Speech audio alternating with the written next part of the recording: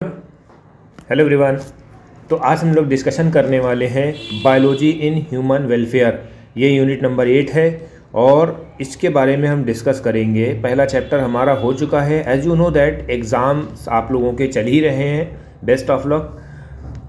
तो हम लोग ऐसा डिस्कशन करना है कि जो एग्ज़ाम ओरिएंटेड हो। हम लोग थ्योरी तो पढ़ रहे हैं बट इसमें ये ध्यान रखना होगा कि क्वेश्चन किस किस तरह से आ सकता है, कौन सी चीज़ें आपको ऐड ऑन करनी है, ठीक है, किस तरह से लॉन्ग आंसर फ्रेम करना है। तो ये सब चीज़ें बहुत इंपॉर्टेंट रोल प्ले करती हैं, ठीक है। तो चलिए बिना देरी करे हुए अपना लेक्चर स्टार्ट करते हैं। इम्यूनिटी का मतलब क्या होता है? देखिए, सबसे पहली चीज़ होती है जो हमारी बॉडी होती है, वो हमारी बॉडी में इम्यूनिटी रिस्पॉन्स होता है, ठीक है। हमारे बॉडी में देखिए कुछ बैक्टीरिया ऐसे होते हैं जो अच्छे होते हैं, कुछ बैक्टीरिया होते हैं जो बुरे होते हैं, ठीक है। क्या होता है बेटा, जो हमारे बैक्टीरिया अच्छे वाले होते हैं फाइट करते हैं, ठीक है, और दूसरे वाले बुरे वाले वो हमें नुकसान पहुंचाना चाहते हैं, ऐसे समझिए, ठीक है। अब इसमें होता क्या है बेटा, जो हमारी एवरीडे की लाइफ है उसमें बहुत से इन्फेक्शस एजेंट हमारे ऊपर अटैक करते हैं, बट ज़रूरी नहीं कि हम हर दिन बीमार पड़े रहें, ठीक है। हर दिन बीमार नहीं पड़ते हैं। इसका रीज़न क्या होता है कि जो हमारी इम्यूनिटी होती है थोड़ी सी वो स्ट्रांग होती है। जो फॉरेन पार्टिकल्स होते हैं वो इतना इफेक्ट नहीं डाल पाते हमारी बॉडी में, ठीक है। अभी आपने देखा होगा कि स्पोर्ट्स पर्सन है, स्पोर्ट्स पर्सन को आपने कभी देखा होगा कि वो बीमार पड़ते हैं? नहीं बीमार पड़ते। क्यों? क्योंकि उनकी इम्यूनिटी बूस्ट रहती है। भैया चलो इसी के बारे में ही हम लोगों को आज का लेक्चर स्टार्ट करना है, ठीक है। यानी कि इम्यूनिटी का मतलब क्या होता है, बॉडी एबल हो जाती है defend itself the most foreign agents. ये आपको लिखना पड़ेगा, what is the immunity, you must be write down this line, ठीक है। Ability to host fight and disease causing organism, जो हमारे डिजीज कॉजिंग ऑर्गेनिज्म होते हैं उसको किल करती है क्या? हमारी इम्यूनिटी, ठीक है। दो टाइप की होती है, एक इन्नेट होती है, एक्वायर्ड होती है बेटा। इन्नेट का मतलब क्या होता है, ये नॉन स्पेसिफिक टाइप होते हैं, ठीक है। At the present of the time of the birth के टाइम पे, ठीक है। इसमें क्या होता है, it accomplish by providing different barrier to entry foreign agent. Physical barrier क्या होता है, जो हमारे स्किन का मेन बैरियर होता है वो हमारा फिजिकल बैरियर होता है, ठीक है। म्यूकस क्या होता है बेटा, म्यूकस आपको मालूम ही होगा, रिस्पिरेटरी आर्गन को सपोर्ट करता है, जैसे नोज वोज है। गैस्ट्रो इंटेस्टाइनल है, यूरोलॉजिकल ट्रैक है, ठीक है। ये हमारी बॉडी में माइक्रोब्स को जाने से रोकता है, ठीक है। साइकोलॉजिकल बैरियर का मतलब क्या होता है, अब जैसे मान लो कि हमने कुछ खाया, अब हमारी बॉडी ने HCl रिलीज़ करा, वो उसमें जो अलग वाले बैक्टीरिया होते हैं वो किल हो जाते हैं, ठीक है। ये याद रखना। आंसू है, आंसू निकल रहे हैं, अब उसमें कुछ फॉरेन पार्टिकल चले गए तो वो निकल आएंगे। सेलुलर बैक्टीरिया का मतलब क्या होता है, ल्यूकोकाइट है, WBC होता है, ठीक है। अब WBC होता है तो WBC का काम क्या होता है, जो हमारे बॉडी के में जो फॉरेन पार्टिकल्स होते हैं उनको किल करना होता है, ठीक है। पॉलीमॉर्फोन्यूक्लियर ल्यूकोसाइड, ठीक है, यानी कि ये क्या होता है, जर्म्स को मारता है, ठीक है बेटा। इतना क्लियर हो गया।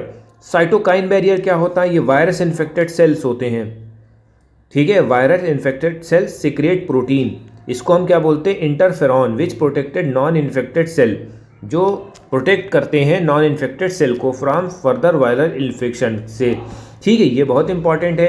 अब ये क्वेश्चन में कैसे बनेगा भैया, एक तो समझिए क्वेश्चन जो आएगा वो साइटोकाइन बैरियर के बारे में बात करनी है। अब देखिए क्वेश्चन यहाँ से कैसे बना, आपको बैरियर से लिखना है, इनेट इम्यूनिटी और बैरियर्स के बारे में लिखना है। तो physical barrier, psychological barrier, cellular barrier, ठीक है।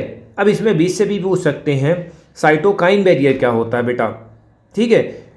रिवर्स करके अगर क्वेश्चन बना, रिवर्स करके क्वेश्चन अगर वो लोग बनाते हैं तो भैया पूछेंगे कि name the virus infected cells is called, protein का नाम बताइए, इंटरफेरॉन, ठीक है। अब इंटरफेरॉन डायरेक्ट नहीं देंगे, पहले आपकी पूरी डिफिनीशन दे देंगे, option A, option 2, option C, option D. Option D में इंटरफेरॉन रख देंगे। तो इस तरह से आपका बेटा पेपर बनेगा। क्योंकि बेटा अब ऐसे ही हमें पढ़ाना है ताकि वो सब कंटिन्यूटी बरकरार रहे। एक्वायर्ड इम्यूनिटी, ठीक है, इम्यूनिटी को कैसे एक्वायर्ड करेंगे, let's have a discuss now. Acquired immunity on the other hand pathogen specific होती है, ठीक है। It is a characterize by memory. This means our body encounter a pathogen for the first time, it produce response, primary response, ठीक है। Pathogen हमारी body में आया, उसको हमने रोक के किल कर दिया, ठीक है। प्राइमरी रिस्पॉन्स जो होता है विच इज़ लो इंटेंसिटी, इसके बाद जो होता है same pathogen illicit highly intensified होते हैं, ठीक है। ज़रूरी नहीं कि पहली मरतबा में आया फिर दूसरी मरतबा में आया थोड़ा सा और पावरफुल बन के। This describe the fact that body appear to have a memory of the first encounter. Primary and secondary immune response are carried out with the help of, primary और सेकेंडरी इम्यून रिस्पॉन्स कैसे करता है, B लेम्फोसाइट्स और T लेम्फोसाइट्स की वजह से, ठीक है। जो हमारी बॉडी में लेम्फोसाइट्स होते हैं, ठीक है, उसकी वजह से अटैक करेगा, बी और T.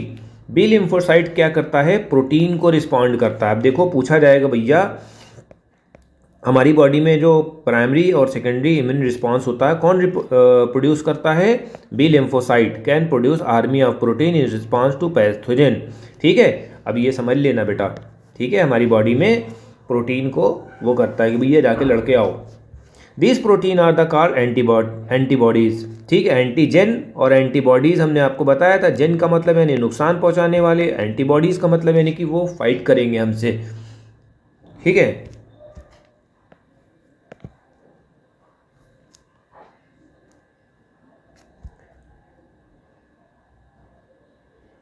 T cells themselves don't secrete the antibodies with the help of cells them. Each antibodies molecules the 4 peptide chain. अब इसमें क्या होता है, 4 पेप्टाइड चेन होती हैं, 2 स्मॉल होती हैं, लाइट चेन होती है, 2 लॉन्गर चेन होती है। अब ये सब इन्होंने दिया हुआ है, ठीक है।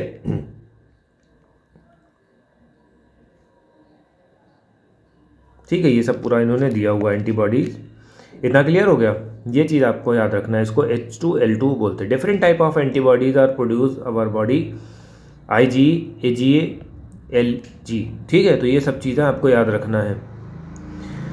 एक cartoon of antibody is given the figure because antibody is found in the blood, ठीक है। एंटीबॉडी हमारे ब्लड में पाई जाती है, respond to hormonal immune response, ठीक है। कभी कोई ऐसी बात हो तो वो रिस्पॉन्स करे। This is the one of the type of our acquired immunity response, antibody mediated. Second type of the cell को हम क्या बोलते हैं, cell mediated immunity. Cell mediated immunity का मतलब क्या होता है, ये रिस्पॉन्ड करते हैं और ये सेकेंड टाइप के होते हैं। The T lymphocyte mediates CMI very often. Some human organs like heart organ, kidney fail to function satisfactory, ठीक है। इसमें इन्होंने क्या बोला है, ये इस जगह पर थोड़ा से प्रॉब्लम होती है, ठीक है। सेटिस्फैक्ट्री फंक्शन नहीं होते। फिर यहाँ पे ट्रांसप्लांटेशन हो, only remedy to enable the patient with the normal life, ठीक है। जब ट्रांसप्लांटेशन होता है या कुछ ऐसी प्रॉब्लम हो जाती है किडनी फेलियर, तो वहाँ पर ज़रूरी नहीं कि सब सही हो, ठीक है। वहाँ पर भी कुछ प्रॉब्लम्स हो जाती है जहाँ पर वो रिकवर नहीं कर पाते हैं, ऐसे समझिए, ठीक है। ये चीज़ आपको याद रखनी है। अब एक बात ये याद रखिएगा कि इन्होंने बताया ट्रांसप्लांटेशन है, ब्लड को ग्रुप कराना, ट्रांसफ्यूज़ कराना, ये इम्पॉर्टेंट होता है, ठीक है। तो कहीं ना कहीं इम्यून सप्रेसेंट देना पड़ता है। इम्यून सप्रेसेंट का मतलब क्या होता है भाई, जैसे मान लो आपका लीवर ट्रांसप्लांट हुआ, अब लीवर ट्रांसप्लांट हुआ तो आप किसी का लीवर आप अपने अंदर लगा रहे हो, तो कुछ ऐसी चीज़ें आपको इनटेक करनी होगी जो रिवर्स वो ना करे, ठीक है, नुकसान ना पहुंचाए। कहने का मतलब ये होता है। तो हम क्या करते हैं, कुछ ऐसी दवा देते हैं, वो सप्रेसेंट होती हैं बेटा, इम्यूनो सप्रेसेंट होती हैं कि कहीं कुछ गलत रिएक्शन हो रहा है तो ना हो, ठीक है। ये चीज़ आपको याद रखनी है। कब देना होता है, जब जो है ट्रांसप्लांट हो रहा हो किसी बॉडी पार्ट का, ठीक है। ये पॉइंट आपका बना है। एक्टिव और पैसिव इम्यूनिटी का मतलब क्या होता है, ठीक है। जब एक होस्ट एक्सपोज करता है टू एंटीजन विच में बी फॉर्म ऑफ लिविंग और dead microbes other protein, antibodies are produce होती है। एंटीजन आया, एंटीबॉडी यहाँ से रिलीज हुई हमारी तरफ से, host body. This type of active immunity active immunity is slow and take time to full effective response. Injecting the microbes deliberating during immunization infection agents gaining access into natural infection और induce active immunity. ये अब आपको याद रखना है बेटा, जो शुरुआत में एक्टिव इम्यूनिटी होती है थोड़ा से ज़्यादा इफेक्टिव नहीं होती. ठीक है, पहले तो इफेक्टिव होगी, फुल रिस्पांस वो लोग देंगे, मगर जब बहुत ज़्यादा हाई वाला आ जाएगा, ठीक है, तो वहाँ पर इंसान थोड़ा से प्रॉब्लम फेस करता है. ठीक है, when a readymade antibiotic directly given to protect our body agent, इसको हम क्या बोलते हैं? Passive immunity. एक्टिव इम्यूनिटी क्या होती है? ऐसा देसी भाषा में समझ लो, एक्टिव इम्यूनिटी क्या होती है? नेचुरल होती है कि भाई आप अपना जा रहे हो, खा रहे हो, एक्सरसाइज कर रहे हो, नॉर्मल आदमी है, छोटी मोटी बैक्टीरिया पड़ी और उसको एंटीबॉडीज़ ने किल कर दिया. मगर कभी कभी बाहर वाले बहुत ख़तरनाक वाले आ जाते हैं, तब क्या करते हो? आप बीमार पड़ जाते हो. ठीक है, बुखार आ गया, ठीक है, नज़ला हो गया, ज़ुकाम हो गया, XYZ कुछ भी हो गया हल्का फुल्का. ठीक है, अब हमें जब बहुत ज़्यादा प्रॉब्लम होती है तो हम पैसिव इम्यूनिटी लेते हैं प्रोटेक्शन के लिए, जैसे टीके वीके. ठीक है, इम्यूनिटी बूस्टर्स लेते हैं इन्फेक्शन डिजीज़ को बचाने के लिए. अब हम लोगों को हमें क्या करना पड़ेगा?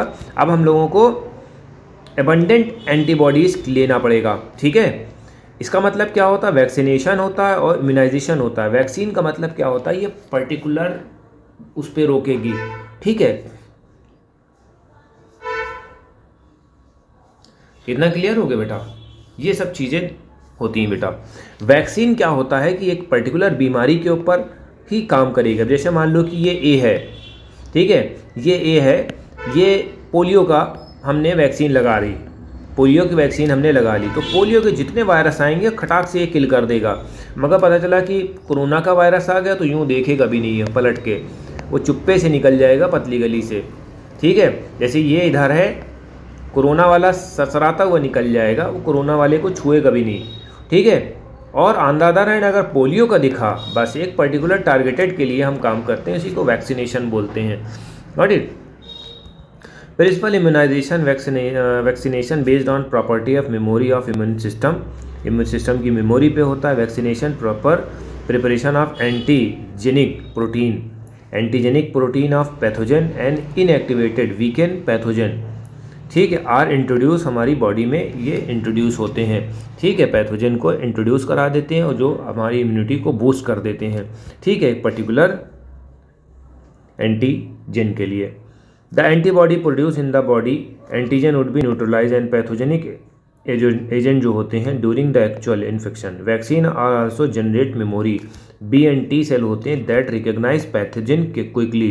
बी और टी सेल जो होते हैं जो पैथोजन को क्विकली रिस्पॉन्स करते हैं, देखते हैं, उसे किल कर देते हैं. ठीक है, ये चीज़ आपको याद रखना, जो हमारे इन्वेडर्स होते हैं उनको पकड़ के बंद कर देते हैं. If a person is infected with the some deadly microbes, quick response is required. Quick response कैसे है? As a tetanus we need directly injected perform antibody. ठीक है, कभी कभी क्या होता है कि हमारी बॉडी में कोई डेडली माइक्रोब्स आ जाते हैं, तब हम क्या करना होता है बेटा?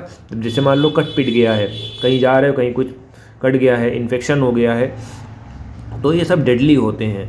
ठीक है, एक नॉर्मल वाला होता है. अब नॉर्मल में क्या होता है? बुखार वाला होता है. कभी कभी ये होता है कि ऑपरेशन हो गया या कुछ हो गया तो हमें इंजेक्शन देना होता है, या फिर कोई जो है इन्फेक्शन हो गया, कील वील लग गई. ठीक है, टेटनस जिसे बोलते हैं. ठीक है, तो ये चीज़ आपको याद रखनी है. टॉक्सिन कहीं ना रिलीज़ होने पाए तो इस वजह से हमें डायरेक्ट इंजेक्शन का इस्तेमाल करना होता है. ठीक है, ये चीज़ आपको याद रखना है. जैसे स्नेक बाइट का इन्होंने injection which give to patient contain perform antibody against snake venom. Snake ने काट लिया है तो हमें इंजेक्शन देना पड़ेगा ताकि उस टाइम जो है रिस्पॉन्स करे. ठीक है, तो इसी को हम पैसिव इम्यूनाइजेशन बोलते हैं.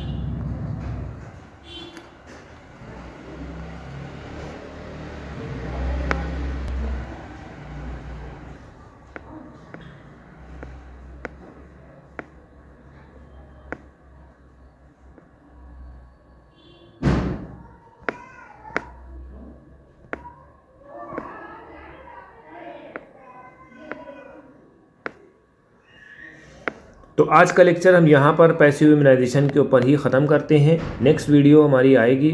वैक्सीनेशन के बारे में हमने बात कर ली, इम्यूनाइजेशन के बारे में बात कर ली. अब हम इसको और कैरी ऑन करेंगे. लेक्चर हमारे थोड़े से लेंदी अब होने वाले हैं मंडे से, थोड़ा से ध्यान रखिएगा. और क्लास 12 के जितने भी टॉपिक्स हैं अब लोड हो रहे हैं, आप जाके विज़िट करिए हमारे चैनल को। Thank you.